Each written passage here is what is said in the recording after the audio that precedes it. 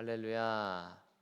이른 새벽부터 기도의 자리로 나오신 여러분 모두를 환영하고 축복합니다. 오늘은 요한복음 3장의 말씀으로 여러분과 은혜 나누기를 원합니다. 어제 우리는 예수님께서 성전을 뒤엎으신 사건을 보았습니다. 이 사건을 놓고 바리새인들이 예수님을 좋아할 리가 없었죠. 그런데 오늘 한 사람이 등장합니다. 이름이 니고데모인 바리새인입니다.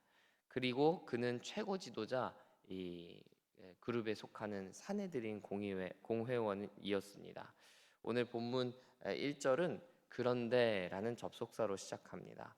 성전 청결 사건을 마주한 지도자들이 예수님께 반격하고 공격적이었던 것과 달리 니고데모는 예수님 앞에 나올 용기를 얻습니다. 모든 역사는 이런 한 사람을 통해 이루어집니다. 모두가 다 어두움에 사로잡힌 것 같지만 그 중에 한 사람이라도 깨어난다면 그 한 사람이 전부를 바꿀 수 있는 힘을 소유하게 될 것입니다. 다만 아쉬운 것은 니고데모는 아직 밖으로 드러내놓고 예수님을 믿을 용기가 있는 건 아닌 것 같습니다. 그가 예수님을 밤이 돼서야 찾아온 것을 보면 유추해 볼 수 있죠. 그에게는 아직 예수님을 향한 온전한 믿음이 있는 상태는 아니었던 것입니다. 예수님이 보여주시는 표적이 놀랍기는 한데 여느 선지자들처럼 하나님으로부터 온 분이 맞는 것 같긴 한데 예수님이 정말 누구이신지 예수님이 하나님의 아들이시라는 그 말씀을 정확히 이해하지는 못한 상태였다는 것입니다. 그러나 저는 여러분 이렇게 말씀드리고 싶어요. 그러나 그래도 괜찮다는 것입니다. 분명한 것은 그가 용기를 내어서 오늘 예수님 앞에 나왔기 때문입니다. 밤이면 좀 어떻습니까? 아직 믿음에 확신이 없으면 어떻습니까? 그럼에도 불구하고 그가 용기를 내서 나왔다는 것이 중요한 것입니다.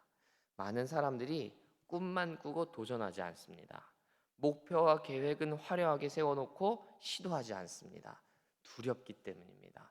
용기가 없기 때문입니다. 그러나 니고데모와 같이 용기를 내어 믿음의 길에 서는 자, 믿음의 길로 나아오는 자 예수님께서 만나 주십니다.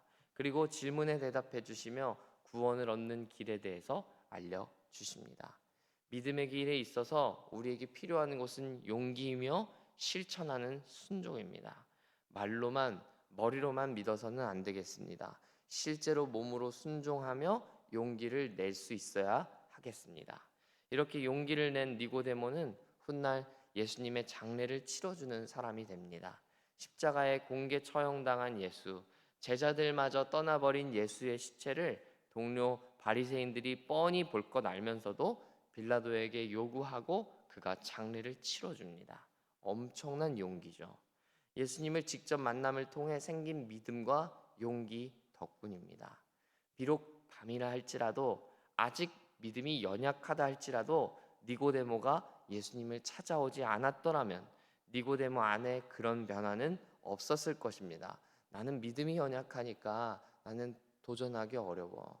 나는 이 정도밖에 안 되니까 나의 수준은 이것밖에 안 되니까 나는 예수님께 나아가기 어려워 라고 니고데모가 판단했다면 니고데모의 성장은 니고데모에게 성숙과 변화는 없었다 이런 말씀입니다. 저는 여러분이 믿음의 발걸음을 내딛기를 축복합니다. 믿음의 발걸음을 통해 하나님이 변화시키시는 내 자신을 목도하게 되는 여러분 되시기를 축복합니다. 3절에서 예수님은 니고데모를 향해 거듭남에 대해 소개하십니다. 다시 태어나야만 하나님 나라를 볼 수 있다라는 것이죠. 니고데모는 거듭남에 대해 질문이 생깁니다. 아니 대체 어떻게 해야 거듭나는 것인가? 어머니 뱃속으로 지금 내가 다시 들어가야 하는 것인가? 여러분 이런 질문은 너무나 자연스러운 질문이라고 생각합니다. 상식적으로 이해되지 않는 것이 과학적으로 합리적으로 이해할 수 없는 것이 바로 거듭남이기 때문입니다. 아마 불교식 사고방식에 익숙한 우리 동양 사람들은 예수님의 거듭남이라는 것을 듣게 되면 윤회 방식을 떠올릴 수도 있다라고 생각합니다. 지금 생은 끝났고 다음 생을 맞이하라는 뜻으로 이해했을 수도 있다는 것이죠. 그러나 예수님의 말씀은 어머니의 뱃속으로 들어가는 것도 아니고 지금 생을 정리하고 다음 생에 다시 태어나라라는 뜻도 아닙니다. 그 모든 것은 육적인 이 회생을 의미하는 것이기 때문입니다. 예수님은 오직 영으로 다시 태어나야 한다라고 말씀하시고 있기 때문입니다. 즉 성령의 역사로만이 다시 태어날 수 있다라는 것입니다. 성경이 가진 우리 사람에 대한 관점이 이러합니다. 우리는 지금 뼈와 근육, 피부로 이루어진 우리의 육신을 입고 살지만 우리는 결코 육신으로만 이루어진 존재는 아닙니다. 우리는 하나님의 영으로 성령으로 지음받은 존재이기 때문입니다. 창세기로 여러분 우리 머리를 돌아가 볼까요? 창조 이야기를 생각해 보세요. 강아지, 고양이, 소, 물고기, 새 모두 육으로 지음받은 존재입니다. 그들에게는 하나님의 성령이 들어가지 않았어요. 영적인 존재가 아니라는 거예요. 오직 사람에게는 하나님은 당신의 숨결을 불어넣으시고 성령을 불어넣으십니다. 그때 비로소 사람은 생명이 되었다. 성경이 이야기합니다. 즉 모든 사람은 영적인 존재로 지음받았다는 것을 의미합니다. 그러니 다시 태어나는 것도 영으로만 다시 태어나야 하는 것입니다. 영으로 난 것은 영으로 다시 거듭나야 하는 것입니다. 영이 살아나면 육은 살아나게 되어 있습니다. 여러분 구약 성경 에스겔 37장 5절을 보시면요.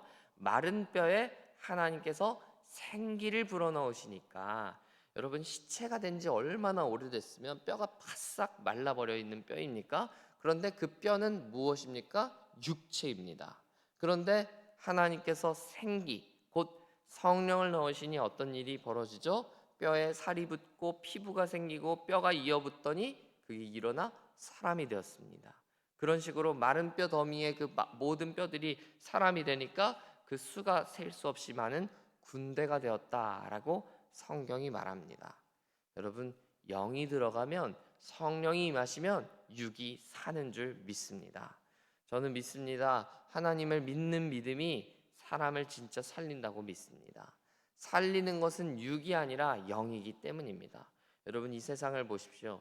육은 멀쩡한데 아무렇지도 않은데 영이 병들어 있는 사람들 많이 있습니다. 그들은 우리 육안으로 볼 때 아무런 문제가 없어 보입니다. 심지어 어떤 사람들은 많은 사람들이 부러워하는 인생을 살기도 합니다. 그러나 자세히 들여다보면 그 안에 있는 영의 상태는 엉망인 경우가 너무 많습니다. 속은 골마 터졌고 아프고 다쳤고 병들어 있습니다. 영적으로 회복 불가능해 보일 정도의 타격을 입은 영혼으로 남겨진 경우도 있습니다.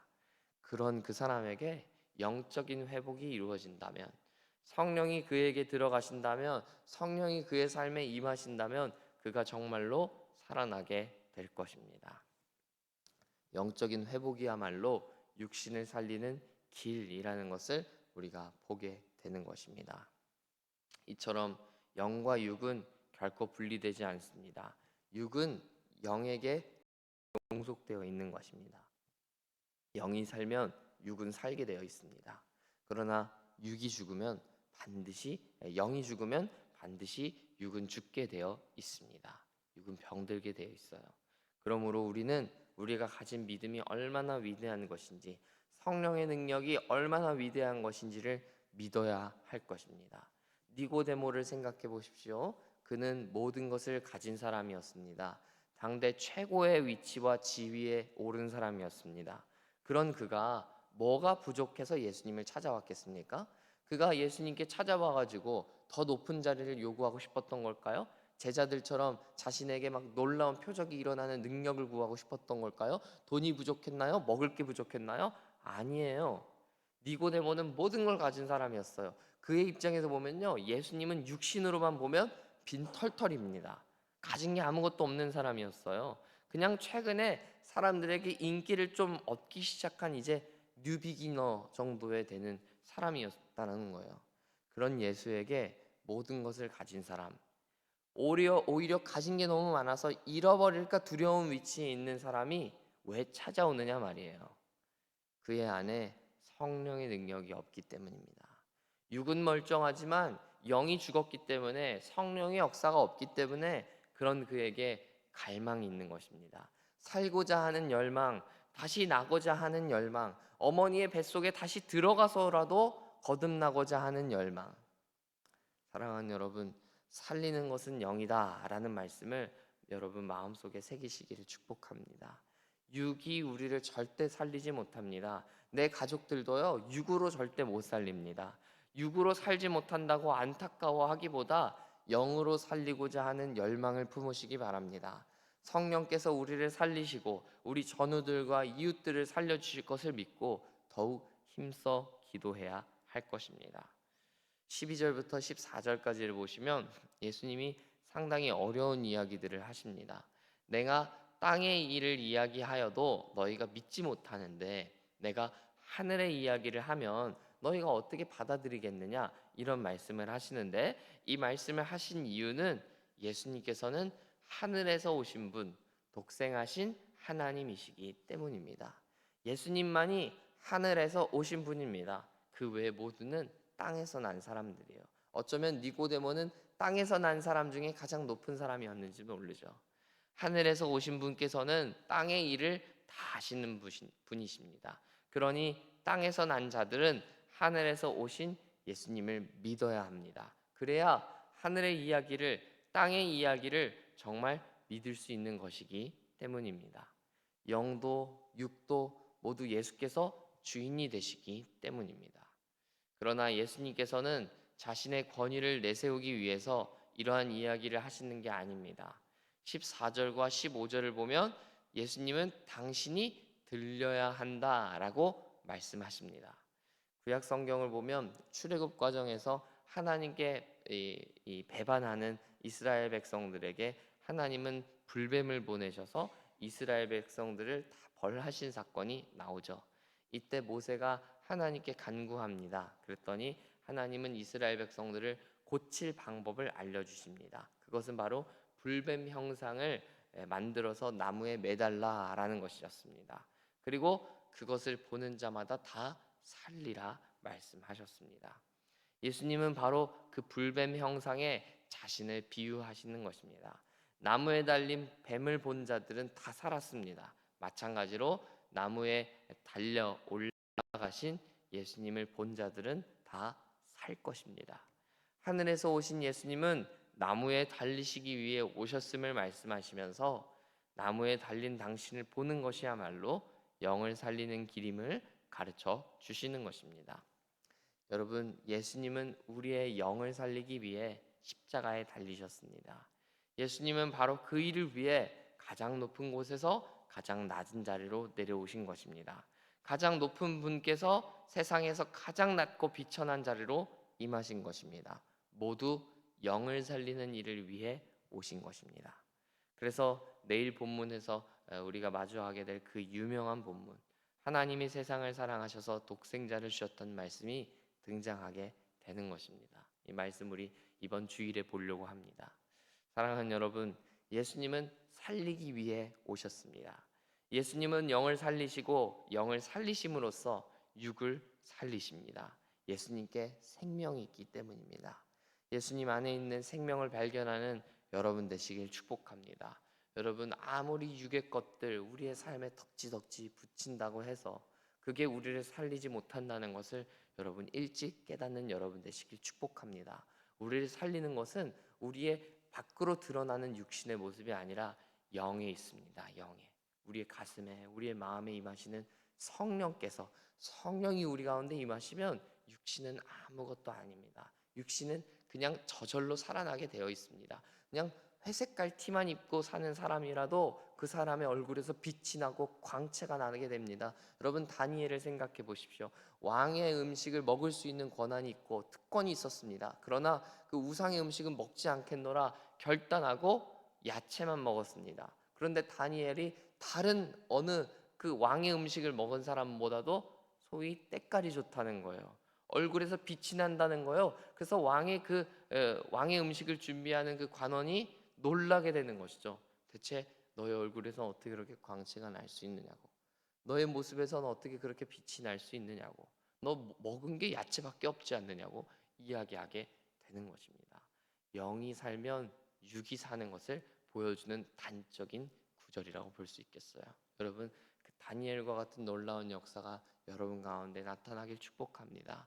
성령의 역사를 위하여서 이 육신의 일을 절제하면 그 가치를 우리가 더욱더 사랑하게 되면 하나님께서 놀랍게 역사하시는 것입니다. 놀라운 일들을 여러분의 눈으로 보게 되고 여러분 삶 가운데 경험하게 되기를 간절히 소원합니다. 이런 놀라운 역사가, 영이 살아나는 역사가, 영이 살아남을 통하여서 예수님의 십자가를 봄으로 통하여서 육신마저도 살아나는, 뱀에 물렸던 이들이 일어나게 되는 놀라운 역사가 여러분 가운데 나타나게 되기를 간절히 소원하고 축복합니다.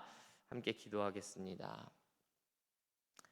하나님 아버지, 우리를 영적인 존재로 지으셨습니다. 다른 어떤 피조물에게는 하나님의 생명을 불어넣으신 것이 없지만 오로지 인간에게, 사람에게만이 당신의 숨을 불어넣으셨습니다. 성령을 임하게 하셨습니다. 그로 통하여 우리가 오늘의 우리의 모습이 되었고 우리가 살아나게 되었습니다. 주님, 그 말씀을 우리 마음 가운데 품습니다. 우리 살아날 수 있는 것은 육신의 것들이 아니요, 우리가 겉으로 치장하고 우리를 포장할 수 있는 육신의 것들이 아니요 영의 것임을 생각합니다. 성령이 우리 가운데 임하시면 우리의 육신이 연약하고 부족하다 할지라도 살게 될 줄 믿습니다. 오늘 말씀을 붙들고 우리가 기도하기를 원하오니 성령이여 우리의 마음 가운데 임하여 주시고 오늘도 성령으로 충만하게 하시고 성령의 능력으로 살아가는 우리 모두 될 수 있도록 도와 주옵소서. 그래서 성령의 역사가 우리 가운데 나타남으로 말미암아 나도 생각하지 못했고 나도 기대하지 못했던 마음의 변화가, 용기가, 믿음이 샘솟는 우리의 인생들 다 되게 하여 주옵소서.